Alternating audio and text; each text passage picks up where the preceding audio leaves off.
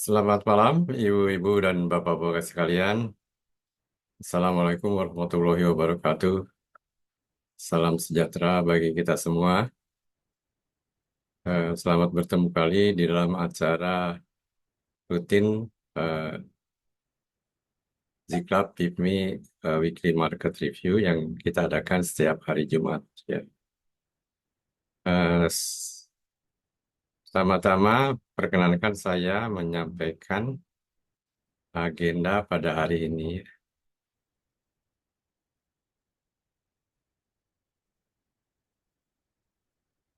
Ya,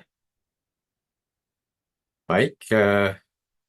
Bersama ini akan saya sampaikan agenda pada hari ini, ya, hari Jumat 15 November 2024. Seperti biasanya, acara akan dibuka oleh saya, di mana dalam pembukaan ini saya akan menyampaikan ulasan singkat pasar, ya. Pertama, ulasan IHSG, kedua, taktik dan strategi investasi di saat bearish, ya. Dan ketiga, kebetulan tadi siang saya baca di grup rencana ada PPN naik 12% awal Januari 2025. Kita juga akan bahas, ya. Selanjutnya, setelah saya presentasi, nanti akan disampaikan juga seperti biasanya Amtam review dari Pak Angelo, ya. Akan tetapi Pak Angelo baru akan hadir jam 19.45 karena ada keperluan. Jadi sementara ini sampai dengan 19.45 acaranya akan saya isi, ya, single fighter nih. Dan kemudian saya juga ada ucapan apologi, permohonan maaf dari Pak Kiswoyo. Karena Pak Kiswoyo sekarang ini sedang on the way dari Bandung ke Jakarta. Nah, beliau kan tinggal di Bandung. Kalau di Bandung pasti beliau bisa eh, apa mengikuti acara kita. Tetapi karena sekarang ini masih on the way, karena dia dipanggil oleh LSPPM. Beliau adalah salah satu asesor dari Certified Securities Analyst dan beliau Pak Kiswoyo besok itu harus mengakses atau menguji beberapa calon Certified Securities Analyst di LSPPM, ya, Lembaga Sertifikasi Pasar Modal Indonesia, ya. Jadi diketahui adalah Pak Kiswoyo merupakan salah satu pengujinya. Dan yang terakhir, kita adakan diskusi bebas, ya. Baik, kita mulai saja dengan acara pembukaan yang akan dibuka oleh saya, yaitu dengan sedikit kita membahas mengenai IHSG, ya. Saya pernah posting di grup tentang terjadinya ada pola yang dinamakan dengan head and shoulders. Biasanya pola-pola ini bisa dilihat oleh mereka-mereka yang sudah berpengalaman, ya, oleh mereka-mereka yang betul-betul mengerti apa itu yang dinamakan dengan chart pattern. Chart pattern adalah untuk menilai apakah suatu pasar bearish, konsolidatif, atau bullish. Lalu di dalamnya adalah apakah ada pola-pola, ya, yang bisa memprediksi eh, kira-kira ke arah mana suatu securities atau saham atau indeks akan bergerak berdasarkan eh, gambar dari pola yang terjadi, berdasarkan chart pattern yang terjadi. Nah, saya melihat beberapa, kira-kira seminggu atau 10 hari yang lalu, saya melihat ada pola head and shoulders. Mungkin bagi mereka-mereka yang telah mengikuti pelajaran chart pattern di sana, eh, mereka akan mengerti apa yang dinamakan dengan head shoulders. Head and shoulders adalah suatu pola yang terbentuk dari gerakan harga, yang dari pola ini kita bisa memprediksi apakah harga akan kemana arahnya, akan bearish atau tidak. Dalam head and shoulders ada dua ya, head and shoulders dan inverted head and shoulders. Head and shoulders sendiri adalah pola yang mengatakan kemungkinan market akan bearish. Mengapa dikatakan head and shoulders? Kalau kita lihat di sini, itu ada 3 titik tertinggi ya. Ntar saya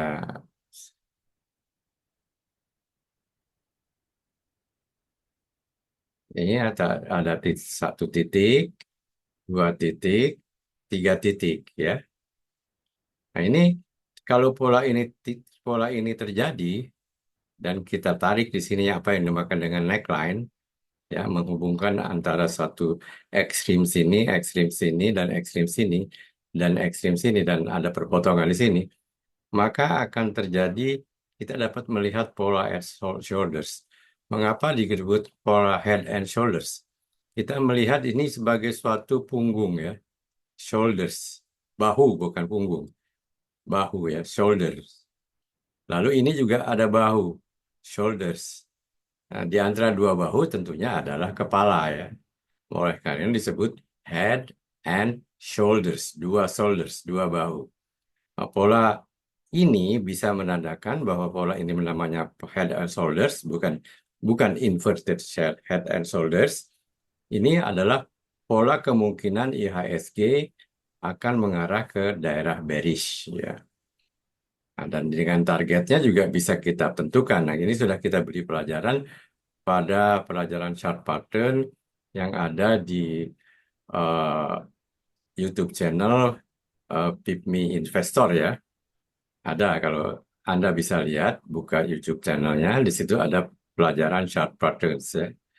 Nah, dari pola ini, pola head and shoulders adalah pola bearish. Sedangkan pola inverted head and shoulders adalah pola bullish. Bagaimana dia dikatakan inverted? Kalau ini terbalik, headnya di bawah, shoulders-nya di bawah, ya dua-duanya, sehingga terjadi kalau ini gerakannya begini, maka kalau pola uh, inverted head and shoulder gerakannya kebalikannya akan seperti ini, ya ini, lalu ini. Nah ini ya.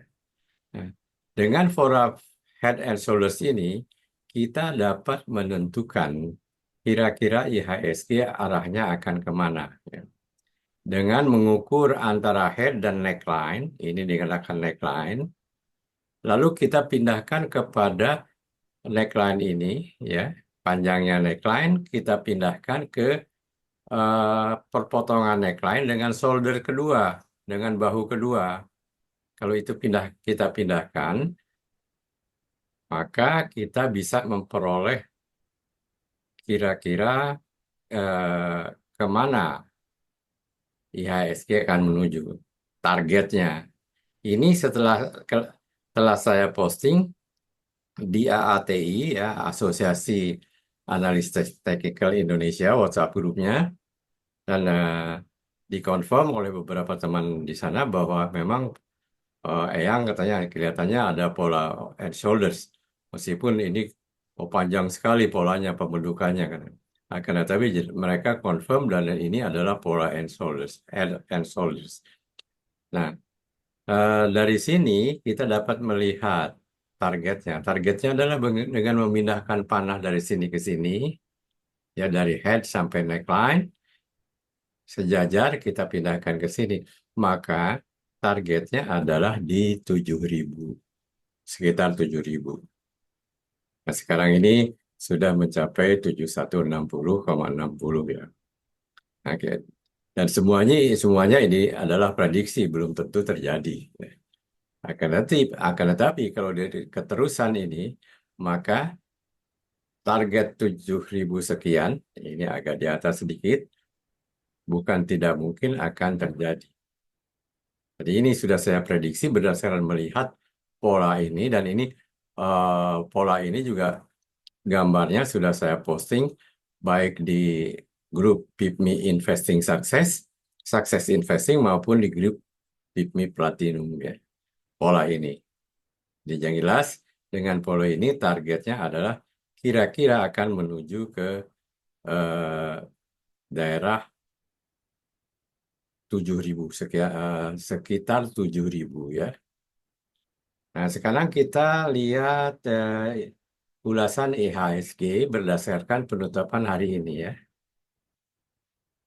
Nah, ini adalah grafik IHSG yang saya coba dari grafik ini menggambarkan posisi IHSG terhadap Ichimoku, posisi IHSG terhadap stokastik, dan posisi IHSG terhadap eh, OBV ya, on balance volume ya, yang memperhitungkan masalah volume ya, memperhitungkan gerakan volume, bukan masalah volume, gerakan volume. Dengan gerakan volume ini kita juga bisa mengetahui keadaan IHSG pada saat ini bagaimana. Meskipun kita dengan visual jelas-jelas bisa melihat bahwa IHSG eh, pada saat ini dalam keadaan bearish, mari kita lihat analisanya ya, komentarnya ya. Jadi dari dari Ichimoku, grafik menunjukkan bahwa IHSG berada di bawah awan Ichimoku Cloud, ya. Di bawah awan Ichimoku ya, yang umumnya menandakan tren bearish atau tekanan jual yang sangat kuat. Ya. Posisi harga di bawah awan cenderung mengindikasikan bahwa kemungkinan penurunan akan lebih lanjut. Jadi kita juga sangat hati-hati. Kalau penurunan akan lebih lanjut, maka bukan tidak mungkin target yang tadi 7.000, sekitar 7.000 bisa saja tercapai. Lalu kita lihat sekarang dari on balance volume, ya. Ini dari indikator yang ada di sini. Ya kita lihat garis biru dan garis merah ya. On balance volume indikator OBV menurun ya. Nah kita lihat di sini yang merah ini menurun ya. Menunjukkan bahwa volume penjualan lebih dominan dibandingkan dengan pembelian. Jadi supply lebih besar daripada demand. Ini menandakan tekanan jual yang cukup tinggi dan berpotensi mendorong harga lebih rendah lagi, berpotensi ke arah target head and shoulders. Lalu kita lihat stokastik ya. Dari gambar ini saja, Anda-Anda yang sudah belajar technical analysis pasti sudah bisa menganalisa. Jadi stokastik berada di area oversold ya, di area oversold di bawah 20. Tetapi ada indikasi sedikit kenaikan. Ini bisa menjadi tanda bahwa tekanan jual sudah mulai berkurang dan adanya kemungkinan rebound dan koreksi naik jangka pendek. Oleh karena ini biasanya kalau saham-saham oversold atau indeks oversold, kita harus bersiap-siap eh, bahwa kemungkinan harga akan rebound ya. Namun ini perlu konfirmasi ya. Nah, kalau kita misalnya konfirmasinya dengan apa? Yang paling utama adalah dengan adanya pola candlestick yang rebound, reversal ya. Pola bottom reversal. Jadi setelah candlestick ini alangkah baiknya ada kalau dia akan reverse ke atas, maka akan diikuti oleh setelah candle merah ini harus diikuti oleh candle hijau sehingga membentuk angka higher high dan higher low ya. Higher high dan higher low itu istilah technical analysis ya. Indikasi harga penutupan. Harga penutupan IHSG di sekitar 7161 yang mungkin agak berbeda dengan tadi di 7160 karena ini istilahnya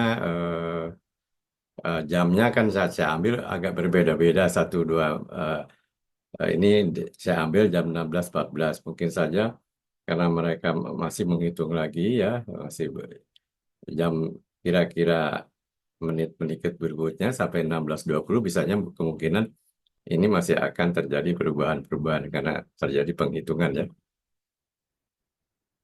Mengalami penurunan sekitar 0,74%, menunjukkan pelemahan. Hal ini konsisten dengan kondisi tren bearish saat ini, seperti yang ditunjukkan oleh awan Kumo, OBV, ya, eh, awan Kumo dan OBV.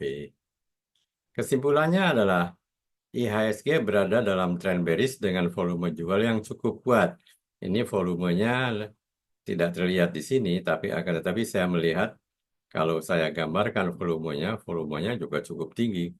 Jadi kalau harga turun dengan volume tinggi, maka turunnya itu adalah valid, ya. Nah, yang harus kita amati bahwa kita harus selalu siap-siap ya melihat saham-saham yang oversold atau indeks yang oversold. Biasanya kalau oversold ini kita menunggu-nunggu ya tunggu tikungan. Nah, tikungan itu bisa dilihat kalau kita melihat candle hijau yang setelah candle merah ini. Nah, jadi kesimpulannya adalah sebaiknya kita tetap berhati-hati. Sebaiknya kita tetap berhati-hati ya. Saya masih ada waktu 13 menit ya sambil menunggu Pak Angelo hadir. Jadi saya lanjutkan. Baik, nah kita lihat sekarang dari Elliott Wave. Ini baru angka kemarin ya. Saya download datanya dari Metastock. Angka penutupan hari ini belum tergambar. Tapi dari kemarin ini juga kita bisa pakai suatu patokan, Bang. Jadi Elliott Wave, eh, Wave 3-nya itu sudah tercapai 100%. Nah, kemarin eh, targetnya adalah 7288. Karena ini kemarin kan, ternyata hari ini yang kelihatan adalah dia menembus 728 ke bawah, menuju ke arah target kedua 7082, 7085. Nah, 7085 ini konsisten dengan target ini. Ini berandai-andai aja kalau saya lihat konsisten ya. Jadi, tapi secara keseluruhan, yang jelas IHSG ini dalam keadaan sangat bearish. Jadi kita harus sangat berhati-hati ya.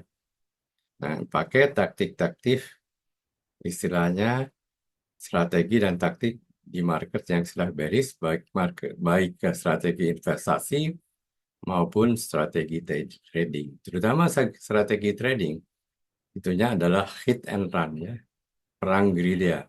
Serang, lari, serang, lari, serang, lari. Nah, saya sering serang, tapi terlambat lari, sehingga apa? Eh, Kecebur. Saya baru mencoba pakai taktik serang lari, tapi saya beberapa berhasil, beberapa tidak ya. Akhirnya tapi taktik dalam bearish condition apa? Cara trading di dalam bearish condition adalah cara yang cukup sulit ya. Taktiknya adalah perang gerilya, trading cepat ya.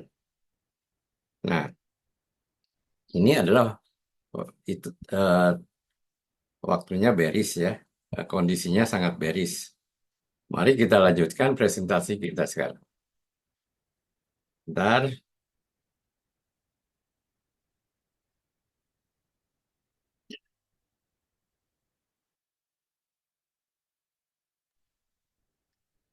Mari kita lanjutkan presentasi kita.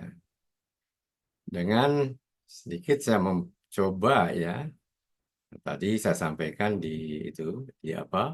Di grup bahwa saya akan eh, menyampaikan strategi apa saja dan taktik apa saja yang kita bisa jalankan pada waktu market bearish. Tadinya ini akan saya presentasikan setelah Pak Angelo atau setelah Pak Kiswoyo ya. Akan tetapi Pak Angelo baru akan hadir nanti jam 19.45, maka ini saya lanjutkan saja sekarang ini presentasinya. Baik ya, taktik dan strategi pada market bearish. Ada beberapa taktik dan strategi ya. Di antaranya short selling, tapi di sini adalah belum diizinkan ya short selling. Short selling itu bisa dilakukan misalnya pada komoditi, pada forex, dan lain-lain. Di saham-saham di luar negeri itu bisa melakukan short selling. Definisi short selling adalah, bagi mereka yang belum mengetahui, short selling atau jual kosong adalah strategi di mana investor meminjam saham untuk dijual pada harga tinggi dengan harapan bisa membeli kembalinya buyback ya. Short lalu long ya. Cover short bukan long. Menjual dulu short lalu cover short buyback dengan harga yang lebih rendah, kemudian mengembalikan kepada pemilik aslinya si sahamnya tersebut, yaitu broker. Nah, di sini adalah apa yang dapat dicapai ya. Mereka yang melakukan short selling dengan sendirinya akan mendapatkan selisih harga ketika dia menjual dan ketika dia membeli kembali dan mengembalikan sahamnya kepada broker. Selisihnya itu merupakan keuntungan. Tentunya ada fee-nya ya, ada fee-nya. Nah, risikonya adalah kalau harganya ternyata naik terus, maka yang terjadi bukan keuntungan akan tetapi kerugian. Short juga memerlukan modal dan biasanya ada biaya pinjaman saham ya. Nah, ini ya tadi fee itu ya, biaya pinjaman saham. Lalu membeli put option. Membeli put option ini saya tidak akan menerangkan karena tadinya Pak Kiswoyo sebagai CSA, sebagai certified CSA, pasti dia bisa menerangkan lebih baik dari saya.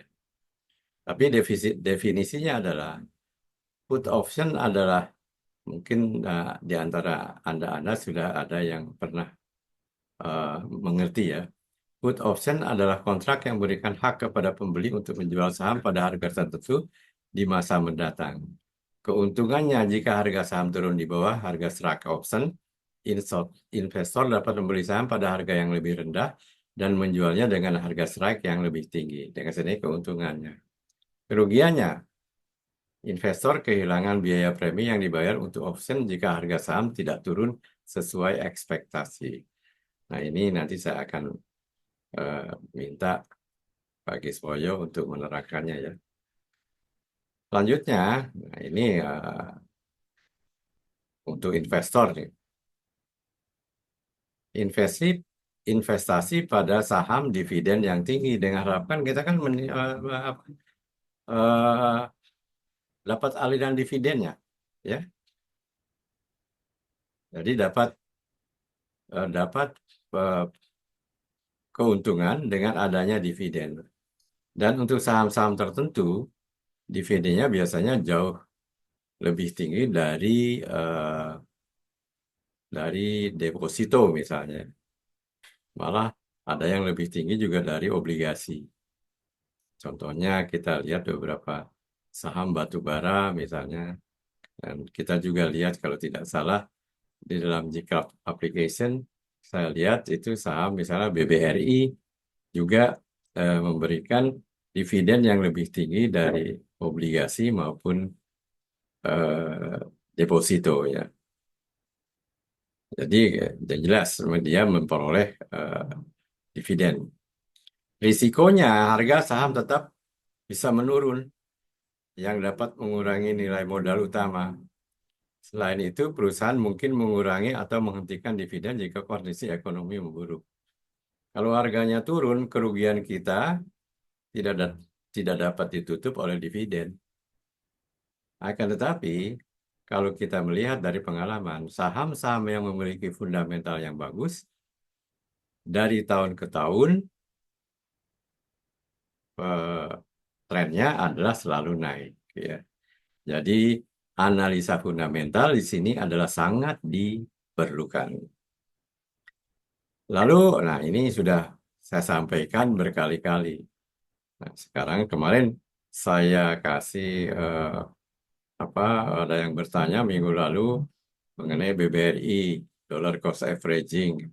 Nah, BBRI itu misalnya bisa dipakai dollar cost averaging. Demikian juga saham-saham yang bisa memberikan dividen yang cukup tinggi sehingga dia kalau naik turun eh, jangka panjang itu dia selalu memberikan dividen. Nah, dollar dollar cost averaging dilakukan sebaiknya di saham-saham yang secara historis dalam jangka panjang selalu memberikan dividen kepada para pemegang sahamnya. Contohnya, kita lihat di sini beberapa saham misalnya 21 tahun berturut-turut dia selalu memberikan dividen. Itu yang saya lihat di BBRI. Sekian tahun berturut-turut dia mengadukan dividen. ITMG misalnya. Dan harganya kita melihat naik terus dari tahun ke tahun. Ya, ini sudah saya terangkan ya dollar cost averaging. Ya. Dan dengan melakukan dollar cost averaging itu kita selalu mendapatkan ini rata-rata ya harga rata-rata. Kita menabung setiap bulan misalnya 1 juta di saham A. Bulan yang akan datang menabung lagi 1 jam 1 juta. Atau kalau setiap bulan terlalu panjang lah. Mungkin setiap minggu kita punya uang 52 juta, kita tabung di sebuah saham. Minggu pertama kita beli 1 juta, minggu kedua beli 1 juta, minggu ketiga beli 1 juta, sampai minggu ke-52 juga beli 1 juta, nabung 1 juta. Nah, kita mendapatkan harga rata-rata kan, harga naik dan harga lagi turun, ya. Nah, kalau sahamnya bagus, ya, maka uang kita akan bertambah dengan kita memperoleh dividen dari saham tersebut, ya. Dan kalau kita melihat misalnya secara historis ada saham yang 21 tahun berturut-turut memberikan dividen dan dividennya lebih tinggi dari obligasi eh, maupun deposito ya itu saham baik sekali ya. Nah, kerugiannya saham bisa terus menurun ya dan investor harus siap untuk terus berinvestasi dalam kondisi pasar yang buruk. Akan tetapi kan kita value investing biasanya average ADCA itu dilakukan untuk value investing. Jadi mereka istilahnya memang betul-betul nabung saham untuk jangka panjang. Nah, ini untuk mereka-mereka investor yang usianya lebih muda dan lain-lain, masih 50 tahun, masih 60 tahun, lalu usia rata-rata Indonesia adalah 72 tahun, ya. Jadi masih ada waktu 30 tahun atau 20 tahun untuk menabung cara DCA. Dan ini Anda bisa menjadi, kalau tabungannya besar, bisa menjadi multimiliarder, bisa jadi miliarder. Ya. Pengalaman mengatakan demikian. Akan tetapi fundamental analisis adalah sangat diperlukan. Lalu hedging dengan exchange traded funds. Ini kalau menurut saya ini adalah diversifikasi. Ya, jadi ini hedging yang dengan ETF, exchange traded fund itu adalah uh, reksadana yang bisa diperjualbelikan secara seperti saham ya. Ya. Investor bisa membeli ETF yang bergerak berlawanan dengan indeks saham tertentu, ya, yang sepertinya inverse ETF, nah. Exchange Traded Funds itu apa? ETF, ETF adalah reksadana yang bisa diperjualbelikan seperti halnya saham. Keuntungan ketika pasar turun, ETF bisa naik nilainya sehingga memberikan perlindungan, ya, istilahnya memberikan proteksi terhadap penurunan saham yang bersangkutan.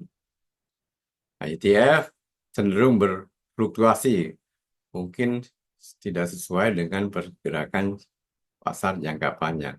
Tapi namanya ETF bisa diperjualbelikan Itu biasanya ETF itu di apa reksadana yang bisa diperjualbelikan seperti saham. Jadi istilahnya caranya adalah seperti trading kalau di ETF itu.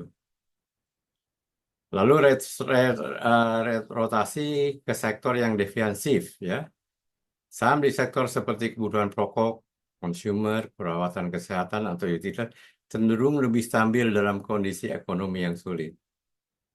Ya, keuntungan, sektor ini cenderung lebih tahan terhadap penurunan ekonomi karena produknya tetap dibutuhkan ya. Dulu Unilever ya, sekarang Unilever kalau di karena Unilever ada gitu, itu ada apa alasan lain sehingga tidak menjadi pilihan lagi. Tetapi eh, saham-saham ini seperti consumer staples ini untuk untuk masa bearish ini adalah tahan ya, tahan banting. Risikonya sektor ini tidak selalu memberikan keuntungan besar sehingga potensi kenaikannya mungkin terbatas. Nah, ini kita bisa melihat gambarnya di sini. Nah, ini kalau bearish misalnya, ini kan sekarang yang bearish nih. Saham apa yang harus kita pilih? Saham nomor 4, nomor 2, nomor 10. Ya. Nomor 2 itu apa? Consumer cyclicals ya, durable and non ya. Ya, consumer saham. Nomor 4 itu finansial ya. Nomor 10 apa? Utilities. Nah, ini yang dinamakan dengan sektor rotation ya.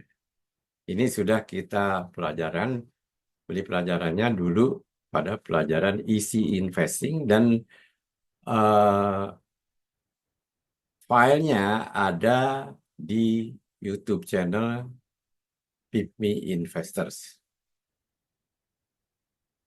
Berinvestasi di aset alternatif. Definisi. Investor bisa mempertimbangkan instrumen lain seperti emas, obligasi, atau properti yang cenderung lebih stabil dan bahkan naik saat pasar turun. Biasanya ini aset-aset ini tidak terpengaruh oleh volatilitas, tidak oleh volatilitas pasar saham ya, emas, obligasi, dan properti. Nah, di aset lain apa? Ya, mata uang, dolar. Contohnya sekarang terjun bebas ya, eh, obligasi apa indeks. Ya. Dolar naik. Tapi setiap aset alternatif itu tentunya ada risikonya sendiri-sendiri. Ini juga harus diperhitungkan ya. Nah, ini ya melakukan fundamental fundamental analysis dan technical analysis yang mendalam. Apa artinya? Cari saham-saham yang berfundamental baik sehingga jika bearish dia menjadi under value. Lalu pelajari technical analisisnya sehingga saham itu secara fundamental kita lihat sedang under value, secara teknikal juga sedang under value. Misalnya sedang berada di daerah oversold.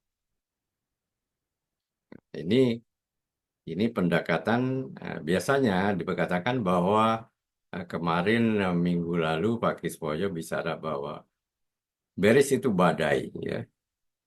Tetapi di dalam badai itu justru tercipta pelaut-pelaut yang handal. Pelaut-pelaut yang handal bisa memanfaatkan ini, melakukan analisa fundamental dan teknikal yang mendalam, sehingga memanfaatkan saham-saham yang bearish. Ya, sekarang, waduh, Pak Angelo mungkin sudah masuk ya. Kesimpulan, strategi-strategi di atas memerlukan pemahaman yang dan disiplin yang baik ya, serta seringkali perlu diuji dan disesuaikan tergantung kondisi pasar yang spesifik. Selain itu, pengelolaan risk management dan money management juga sangat penting. Dan yang terakhir, sambil nanti diganti oleh Pak Angelo ya, saya sampaikan sedikit mengenai pengaruh kenaikan PPN yang kemungkinan nanti tanggal bulan Januari akan diberlakukan. Saham-saham apa aja yang kira-kira akan istilahnya eh, kena pengaruh ya. Nah, di sini saya percepat aja karena sudah jam 19.50. Pak Angelo mungkin sudah masuk. Nanti pertama adalah industri pengolahan ya, penyediaan akomodasi dan makanan dan minuman ya, perdagangan besar dan eceran. Nanti ini agak saya lama tampilannya supaya kalau dalam di dalam Anda melihat lagi videonya, Anda dapat membaca ya, ya, dapat membacanya. Ya. Lalu transportasi dan pergudangan akan terpengaruh. Penjelasannya ada di sini, nanti bisa dilihat di eh, YouTube-nya ya.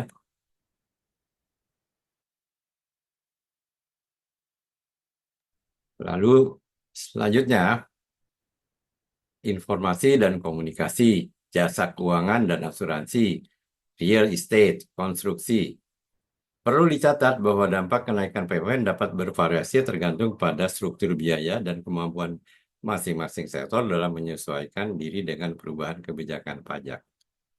Ya, dan pada satu waktu tentu saja akan terjadi kondisi yang dikatakan pasar itu biasanya menyesuaikan dengan keadaannya.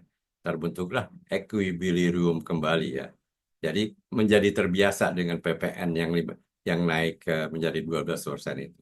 Nah, dari situ setiap setiap eh, sektor dengan sendirinya akan berbeda ya. Baik, saya kira itu presentasi saya untuk membuka pertemuan hari ini.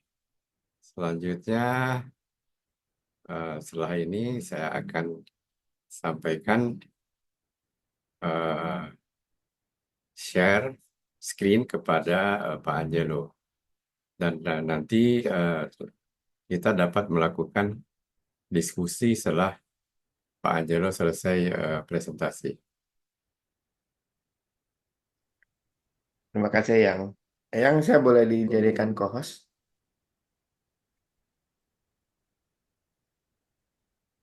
Sebentar, saya mau stop recording dulu. Oh ya. Kok belum bisa stop ya? Oh.